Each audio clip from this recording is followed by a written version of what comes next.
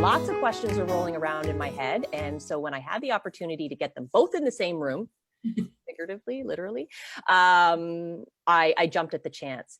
There is some amazing work going on by these two women and by extension, their community. And I think more people need to know about it. And I want to dive in and learn a little bit more about how it works. So good morning and welcome, ladies. Good morning. Thanks, Dionne. Good morning. So I've had the opportunity to peek at a few things that you've been working on due to some programming and initiatives that I had launched earlier. And 100 on fire. Yes, 100 on fire. Very exciting times. And under a rock? What are you doing? Well, you know, it was kind of a thing for a very long time. And it was extremely successful. And I know that that was very much a part of both of you. And so you generously offered up some opportunities for my guest to check out the Next Level Leader Center for Learning and Excellence. And of course, me being me, I was like, ooh, what's this? Click, click, click, click, click, click, click. And I'm really pumped about what you've been creating to support people in business at all levels, in all sort of niches, anybody who is looking to put their IP, their intellectual property out into the world. And I mean, you can't turn your head on the internet without seeing someone saying, you should make a course because that's how you're going to get blah, blah, blah, blah. But what I've really been excited about is, number one, you're both brilliant women who have the knowledge and the compassion and the energy to hold people through the process. But you're doing it in a way that allows us to create quality products. So putting yourself out there just to put yourself out there, in my opinion, it would be a detriment to your business. So ladies, tell me about what brought you to this space, because I know this was sort of although it curated itself as you do a variety of things, but what really prompted you to go, this is what we're going to be doing and this is why?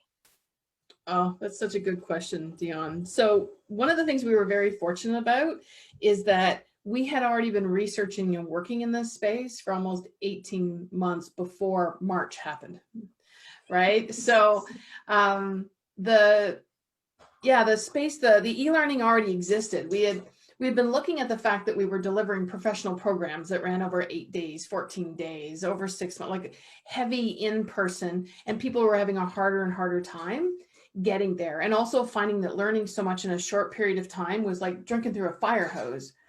And so we're really passionate about, right, exactly. And so we're really passionate about what makes the learning stick. How do you go from surface learning to deep learning? How do we take what we already know about training and go deeper? And so we were already playing in that space when suddenly all of the more advanced programs we had, we just suddenly couldn't offer them because they were all in person. So now we were on this sort of,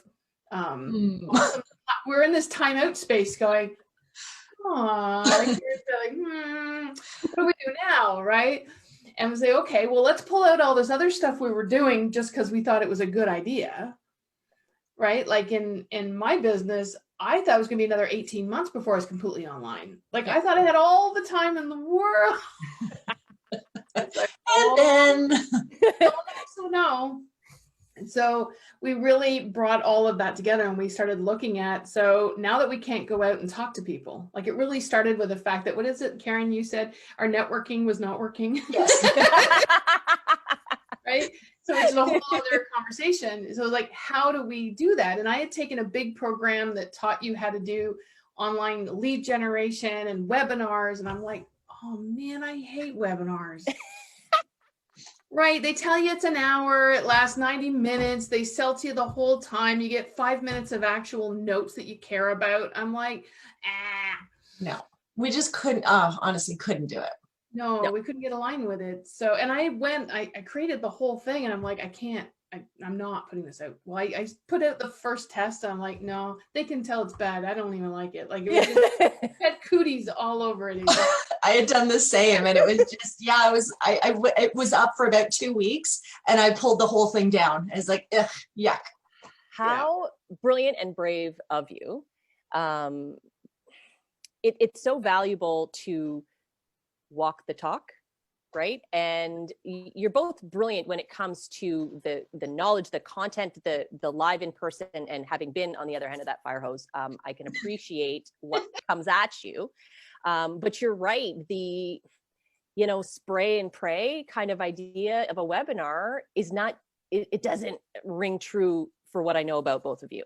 Yeah. So what really transpired next? I mean, because once you pull everything apart, then it's like, okay, we got to rebuild something. Ew. We really gave ourselves permission to trust in ourselves, right? To go through the whole process that was there and say, what works, what makes sense, what allows us to stay in our own alignment, right? So we took that apart, and instead of a webinar, we went in and created an e-learning. Because what was happening is we were finding that other people were having the same problem we had of finding people. Yeah. But imagine how much your know, like, and trust factor can go through the roof if you're sharing real data with someone and someone gets a chance to just take it in without being hit over the head with sales. Right? Yeah. That is, it almost seems like that, how is this not common, but it doesn't seem to be common. It seems to be we're sort of doing something crazy new here. Yeah. And what I have always appreciated about part of your process is you're lovers of feedback, and you're always seeking out information from your community, from your tribe. And I'm guessing you did the same in this process. So tell me a little bit about what came up for them. Like, what were, when you ask those questions about what is it that you need and how do you want it, what were they saying the challenges were? That's a great question. It's, we did some focus groups. We actually started this whole process with a focus group saying, here's what we're thinking. What do you think? And the couple of really big things. One is on the sort of where do you go is people are looking for community. They're looking for a place that they can be a part of something, especially now.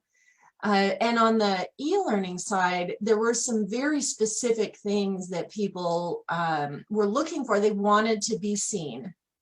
They wanted to be seen and be seen as being real and be able to get their information across in a way that people could actually get it in.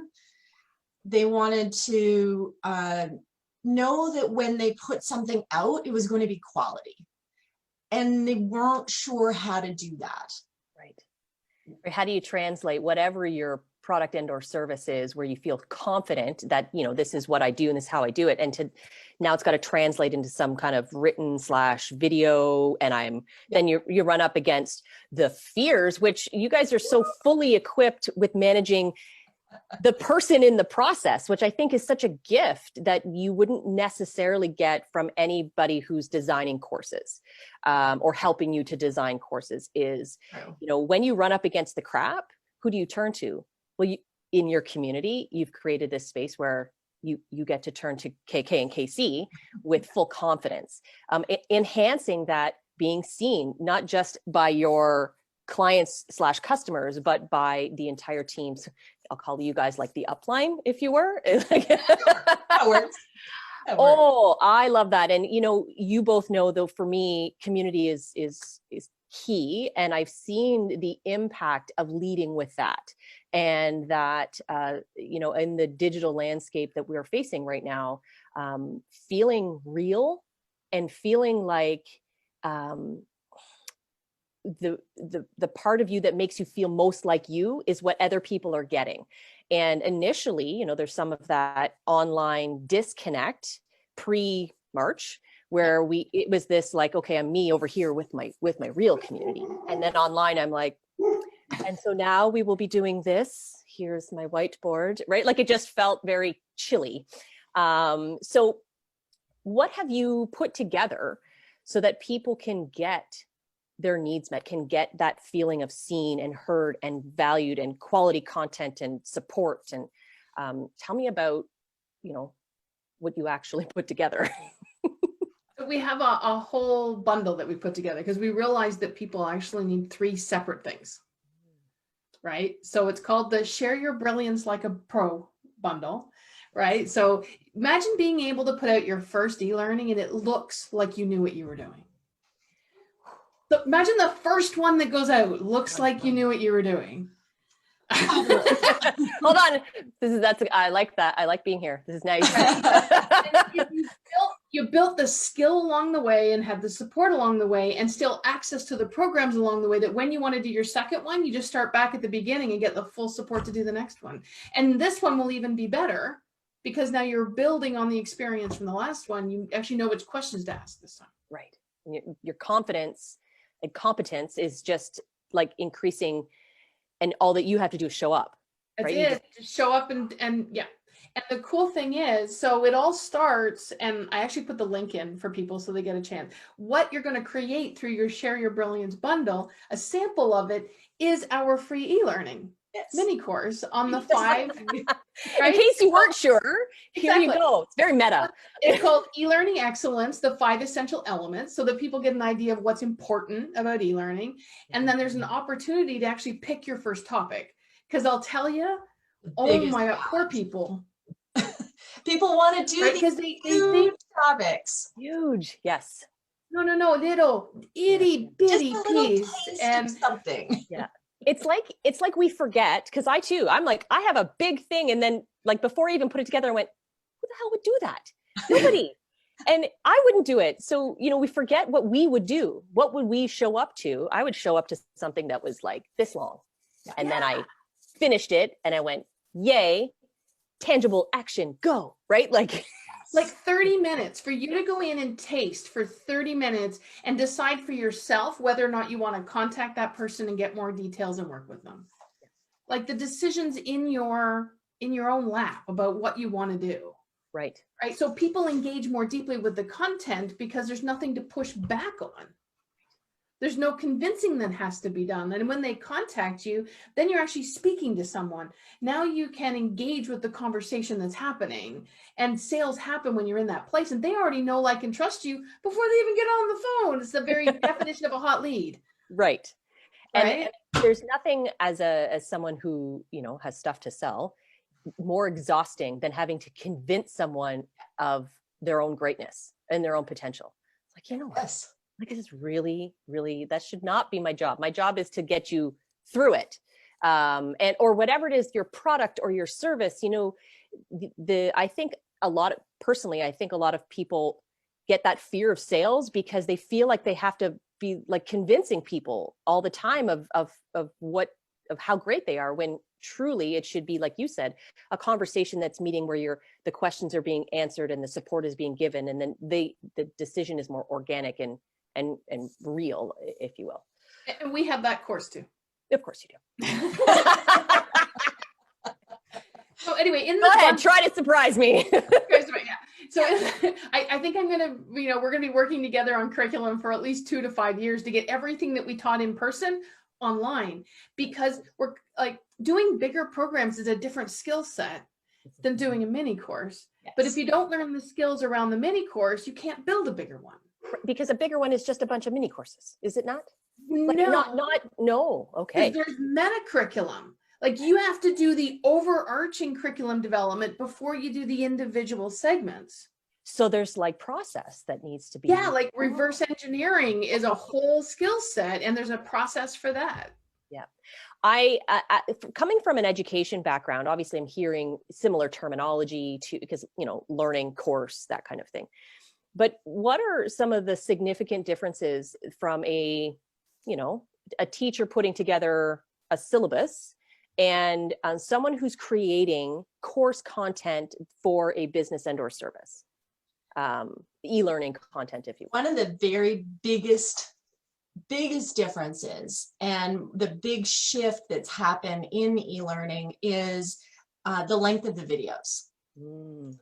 Because we're used to classrooms or seminars where you're, somebody's speaking for 45 to 90 minutes. And first of all, that people's attention is just so much shorter than that. And secondly, you want to use the brain chemistry of the observer, of the participant, and help them be successful. So when you do a 45-minute video, they get in, they pay attention or not, they may have a little nap.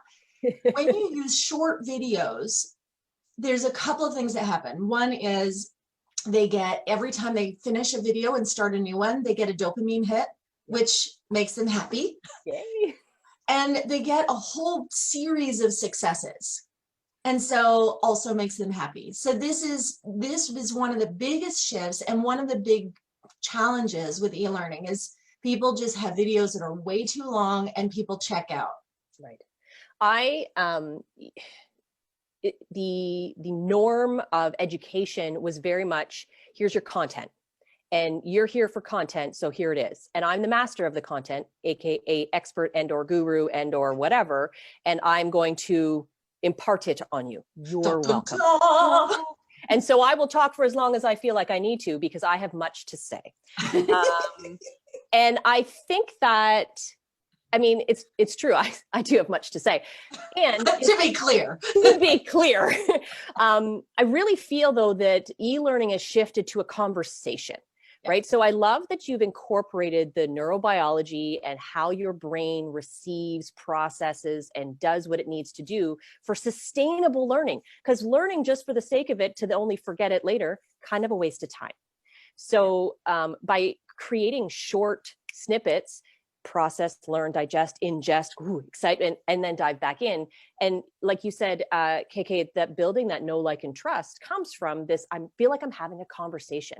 So even though I stop the video and I'm no longer talking to you, I'm thinking about you and I'm thinking about what I'm going to ask next, which then, of course, you would answer in next said video. Exactly. Love that. And I think that from an online course, be the expert in your industry, yes, we want to be seen as someone who has the knowledge and capacity. But I think more people, because we're grownups, and I don't know a lot of grownups that like to be told what to do, we like to feel like we're here, right? Yes. So I'm looking to you for what you have and how you've put it together. And once I engage in that conversation with you, I feel connected in a way that's not hierarchical. Right. And perhaps that's just me, but I kind of think it's not. I think it's more of a growing number of people. Yes. Right? And it's a growing number of people who are out looking for someone who can really help them. People are tired of being sold to online. They're tired of being told what to do. They know all the sneaky sales tactics that started out great, but then went wonky. Like all it takes is one or two bad actors to get onto something and it sours, even though the people originally doing it had good intentions. And it's crazy. And when people, like you said, get to the point where they can actually own the material that you handed to them. And we speak about it as deep learning versus surface learning, because you only get to keep surface learning for anywhere from a few hours to a couple of days, and it's gone. And so we speak to this process or weaving that creates wisdom between the academic and the experiential. Pillars. So, right.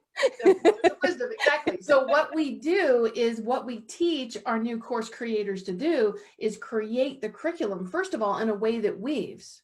Yes. Like, first of all, let's pull out the one piece you're going to do, and then let's put it together in a way that it weaves so that it can become deep learning for people. And then we're going to teach you how to put an e-learning together on the tech side. And we have people do voice over their PowerPoints instead of needing to do video like we're doing right now. Nice. Because doing videos and speaking in video, and then suddenly everybody wants a script. And then suddenly I don't know how to do makeup, and I don't know how to do camera, and I don't know how to do lighting, and people are just check out. Yep. And we're like, no. Do a few slides, one video per slide. Just show people how to do screen capture, and we just make it simple and easy to get out there in a way that looks professional. That sounds like a win-win-win-win-win-win. Brilliant. So I'm always very excited by and turn to the opportunity to celebrate what is really working. So what are you most proud of from this process, from what you've created, and what are you really excited about moving forward? Good question. I think I've said that for every question you've asked. I love these things because I'm always like, oh yeah. So I would say for me, we've taken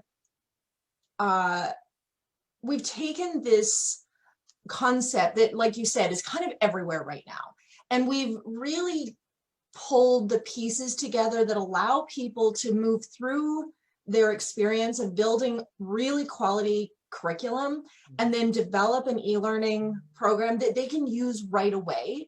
And it's not a do it in a weekend thing. Like, it's actually what you need to walk through the full process. And we've got students, we've run the course 3 times. We've got students coming out the other end with finished, completed product that really is high quality. And that to me is like that outcome of seeing the students have something that they can use, that they're actually using to generate new clients, new leads for themselves, so that their networking is working, that they can actually be able to connect in even in this very tech disconnected current situation. That for me, being able to see our students doing so well. Brilliant. Love it. I think for me, the thing that there's a lot to be proud of about how we're working together and how we're pulling it together. And I think we have been willing to walk the talk around iteration, around Yes. it not needing to be perfect, right? So the very first time we ran, it was just 2 courses in the beginning. We ran both courses. I mean, we had to fill in with us because we knew what the curriculum was, but we didn't know what the mindset pieces were going to be. Like, we didn't know what our students were going to need. And so there were like 2-hour feedback and Q&A like every single week, right? And we were there. We put it all into 4 weeks, and people went, oh, and we went, oh, that's too much in that week. Oh, this? We had to keep reminding ourselves it's easy for us because we've done it for so long. Somebody else is going to, anyway. So we took all of that. And then while the second course was running, we went back and updated the first course. Right. So as we were selling into the second course with a particular start date, we updated it and changed videos and moved some stuff around and made it better. And then we ran them through it. And then because we did that, we check, all these things are working. Oh, now look, this little surprise thing. Awesome. All right, let's tweak that. But there was less to tweak the second time. And so we teach people about perfection being something you get around. It's perfect iteration. It's about if you don't get it out there, it's like the pillars of wisdom. If it doesn't get out there for other people to experience, you can't figure out what it needs. Right. The gap analysis happens in real life. And so we just kept doing that, right? We built that in for our students as well. So as they're building their curriculum and their content, we're having them go out and test it with their people. So they're getting some of the iterations right inside the course. Yeah. And it takes all the pressure off for us, and they get to see it happening. It's not just us telling it to them. It's like, look, this is what we're doing, especially when they see people who have decided that took the first course that they want to take it again. Because some of them are already working on their second courses. Of course they are. Of course they are. I love that you have developed that system, because we know that you need to believe in order to see. And then once you see, you can then deepen that belief. And so you being able to create this space, know, like, and trust. And they're like, okay, I believe you. Here we go. And then they do it and they go, oh, well, look at me. And now I can, and then I can keep going. And so it's, again, not surprised that your students are already working on up-leveling their next level. One of the things that I think is so cool is our first students that actually have their completed stuff up on our new platform that we're building for them are actually 2 students that are the least tech savvy. And they're the ones who have completed it first because they've just been compliant and they've followed the instructions and they've done what we told them to do. And they're like, yes. And here they are with their completed courses. And it's so exciting to see their success and their satisfaction with what they've created. So what an opportunity for the people out there with those deepest fears, like, I'm super new, because I mean, I've seen it in many industries. If you come in with some knowledge, sometimes that's the hardest part to crack away from. Right? Like, how do I clean the slate when I feel like, but I already know this? Okay, I don't need that because I already know this. But do you really? So with we've someone had who's like, people- yeah, we've had people want to buy the second course and not the first one. And Right. we've taken trained people through the first course that were like, oh my God, I thought I knew how to do curriculum development. I had no idea. yeah, So we don't let anybody skip. good to know. Awesome. Ladies, this has been so, like, I feel so enlightened. I'm glad that I was able to jump on and have this curious conversation with both of you. Such great product, service, community wisdom that you have packaged up and are putting out into the world that so many people could benefit from right now. So thank you for doing that. For all of us out here who are like, I'm trying to make this work and I'm not sure how. Awesome. Thank you. Thank Thanks you so much, Dionne. Dionne.